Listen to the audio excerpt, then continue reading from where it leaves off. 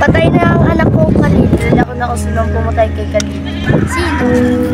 Ang ating kapatid na si Danaya. Pasnaya ka, Danaya! Paslangin kita!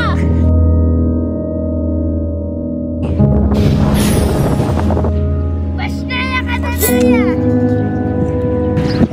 Anong nangyari? Bakit kayo nag-aaway? Hindi mo ba alam kung bakit nagagalit si Elena? Ang pumatay sa kanyang anak ni si Danaya. Hindi magagawa ng bunsong kapatid natin yan dahil hindi siya ganun. Hindi siya pinalaki ng nanay natin at ganyan ang ugali. Shneyak talaga. Taksil ka!